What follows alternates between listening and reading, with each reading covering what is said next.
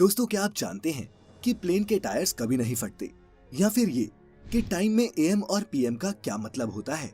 अगर आप इन सवालों के जवाब नहीं जानते तो आज का ये वीडियो पूरा देखें, क्योंकि ऐसे ही कुछ अमेजिंग फैक्ट से फैक्टिफाई करने आ गए हैं हम एक बार फिर। बिना किसी भी देरी के चलिए शुरू करते हैं आज का फैक्टिफाइड पर ये सफर। Factified. Facts on your face. Fact number 1। दोस्तों, आप रोज टाइम देखते हैं, चाहे ऑफिस जाने के लिए, चाहे ट्यूशन क्लासेस या फिर जिम। हम अपनी डिजिटल घड़ियों और फोन में टाइम एएम या पीएम में देखते हैं। दिन के 24 घंटे इन्हीं 12-12 घंटों के एएम और पीएम में बंटे होते हैं। दोस्तों, ये तो हम सब जानते हैं कि रात 12 बजे से दोपहर के 12 बजे तक का टाइम एएम और दोपहर 12 बजे से रात 12 बजे तक के टाइम को पीएम कहते हैं। लेकिन क्या आप एएम और पीएम की फुल फॉर्म या फिर मतलब जानते हैं? नहीं तो कोई बात नहीं। दोस्तों, एएम का फुल फॉर्म होता है एंटी मेरिडियम, वहीं पीएम की फुल फॉर्म पोस्ट मेरिडियम होती है। और मुमकिन है कि आपने इन वर्ड्स को पहले कभी ना सुना हो, क्योंकि ये शब्द लैटिन भाषा से लिए गए हैं। एएम या एंटी मेरिडियम का मतलब होता है दोपहर से पहले, और पीएम या फिर पोस्ट मेरिडियम का मतलब होता है दोपहर के बाद। Fact number 2। दोस्तों, प्लेन का वजन कई हजार किलोग्राम होता है। बोइंग 737 का टेक ऑफ वेट 80,000 किलोग्राम से भी ज्यादा है, और लैंडिंग के वक्त इसकी स्पीड करीब 250 से 300 किलोमीटर प्रति घंटा होती है। फिर भी इसके टायर कभी नहीं फटते। जानते हैं कि ये कैसे मुमकिन हो पाता है? दोस्तों, इन टायरों को बनाने के लिए रबड़ के साथ एल्यूमिनियम और स्टील को भी मिक्स किया जाता है, और इसमें कार के टायर के कंपैरिजन में 6 गुना ज्यादा प्रेशर से हवा भरी जाती है, ताकि ये ज्यादा लोड को सहन कर सके। यही नहीं, इसमें नॉर्मल गैस के बदले नाइट्रोजन गैस भरी होती है। Fact number 3।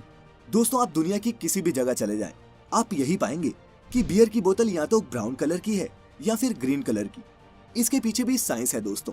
दरअसल पहले बियर को ट्रांसपेरेंट ग्लास की बोतल्स में स्टोर और सर्व किया जाता था, लेकिन कुछ टाइम बाद ये पता चला कि बियर में मौजूद एसिड जैसे ही सनलाइट के कांटेक्ट में आता है, एक रिएक्शन होती है और बियर से सड़ी हुई बदबू आने लग जाती है। साथ ही उसका स्वाद भी खराब हो जाता है। काफी सोच विचार के बाद ब्राउन कलर को बियर बॉटल्स के कलर के लिए चुना गया, क्योंकि इस कलर के ग्लास में सन की अल्ट्रावायलेट रेज पेनिट्रेट नहीं कर पाती। ग्रीन भी एक ऐसा ही कलर है, और इसी कारण दोस्तों वर्ल्ड वॉर 2 के बाद से ब्राउन के अलावा ग्रीन कलर भी बियर बॉटल के लिए इस्तेमाल होने लगा। Fact number 4। दोस्तों, इस फोटो को गौर से देखिए। बिल्डिंग में घुसती हुई इस ट्रेन का ये नजारा आपको दक्षिण पूर्व चीन में स्थित शहर चुंगचिंग में मिलेगा। जब यहाँ रेल का निर्माण शुरू हुआ तो ये अपार्टमेंट बिल्डिंग ट्रेन का रास्ता रोक रही थी। जब इंजीनियर्स को ये समझ आ गया कि ट्रेन ट्रैक के लिए बिल्डिंग को तोड़ना भी घाटे का ही सौदा है, तो नियोजकों ने बिल्डिंग को तोड़ने की बजाय बिल्डिंग के बीच से ही ट्रेन ट्रैक निकालने का प्लान बनाया, और फिर इंजीनियर्स ने इस हैरतअंगेज कारनामे को कर भी दिखाया। ये बिल्डिंग एक 19 मंजिला भवन है, और ट्रेन इसकी 6ठी मंजिल से होकर गुजरती है।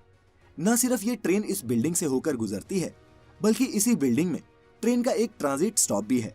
इस बिल्डिंग के अपार्टमेंट रेजिडेंट्स अपनी ही बिल्डिंग के 6ठे फ्लोर पर इस ट्रेन को बोर्ड या फिर डीबोर्ड कर सकते हैं। Fact number 5।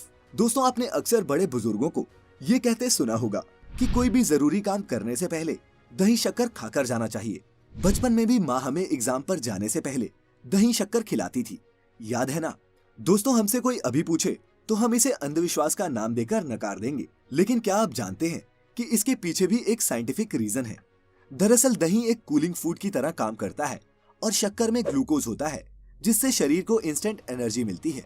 दही शक्कर खाने से बॉडी और ब्रेन दोनों हेल्दी रहते हैं, जिससे काम में फोकस बढ़ता है और सफलता मिलने के चांसेस भी बढ़ जाते हैं। तो दोस्तों, कोई भी राय बनाने से पहले थोड़ी जांच पड़ताल कर लेना अच्छा रहता है। Fact number 6। नागालैंड की कैपिटल कोहिमा से 390 किलोमीटर नॉर्थ ईस्ट की तरफ एक गाँव है, जिसका नाम है लोंगवा।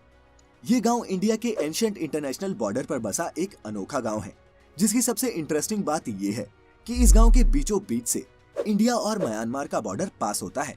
लेकिन चौंका देने वाली बात ये है कि ये बॉर्डर भी गांव को डिवाइड नहीं कर सका, बल्कि यहाँ रहने वाले लोगों को 2 नेशनैलिटीज दे दी गई। यहाँ के लोगों के पास इंडिया और म्यांमार दोनों की सिटीजनशिप है। इस गाँव में कोन्याक नागा ट्राइब के लोग रहते हैं। इस ट्राइब में मुखिया को अंग कहते हैं। और गजब की बात तो ये है दोस्तों कि इंडिया और म्यांमार का जो बॉर्डर इस गाँव से होकर गुजरता है, वो इस गाँव के राजा यानी कि अंग के घर के बीचों बीच से जाता है। यानी घर का एक हिस्सा इंडिया में और दूसरा म्यांमार में है ना इंटरेस्टिंग? Fact number 7। दोस्तों, क्रिकेट एक ऐसा खेल है जिसे हमारे देश में बहुत पसंद किया जाता है, और अगर आप क्रिकेट देखते हैं तो आपने ये देखा होगा कि कई क्रिकेटर्स अपने चेहरे पर सफेद रंग की एक क्रीम लगाते हैं।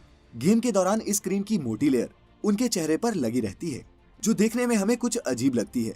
लेकिन दोस्तों, क्या आप जानते हैं कि खिलाड़ी अपने चेहरे पर ये कौन सी क्रीम लगाते हैं या फिर क्यों लगाते हैं? दोस्तों, ये सफेद क्रीम जिंक ऑक्साइड होती है, जो एक तरह की सनस्क्रीन ही है। इसे एक रिफ्लेक्टर के रूप में इस्तेमाल किया जाता है, जिसे स्किन पर खिलाड़ी लगाते हैं और ये स्किन पर एक लेयर बना देती है, जिससे सूरज की हानिकारक किरणों से हमारी त्वचा सुरक्षित रहती है। अब आप कहेंगे कि ये काम तो सनस्क्रीन भी करती है, तो सनस्क्रीन और इसमें क्या फर्क है?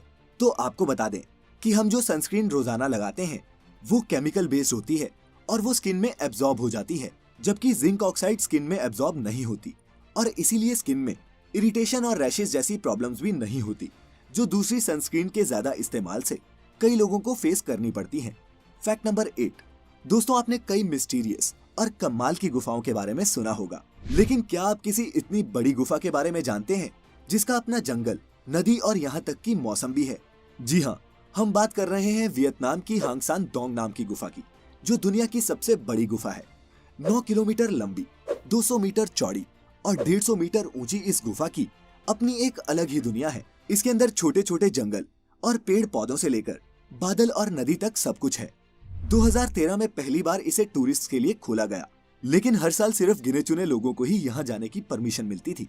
पहले यहाँ सिर्फ 250-300 लोग ही जा पाते थे, लेकिन अब यहाँ 800 से 900 लोग सालाना जाते हैं। Fact number 9। दोस्तों, क्या आपने कभी लियोनार्डो दा विंची का नाम सुना है?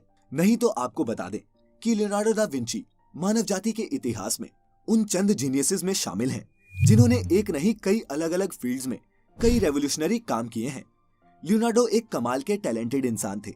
वह एक चित्रकार, मूर्तिकार, वास्तुकार, संगीतकार, वैज्ञानिक, गणितज्ञ, इंजीनियर, आविष्कारक, शरीर रचना भूविज्ञानी, मानचित्रकार, वनस्पति विज्ञानी और लेखक थे।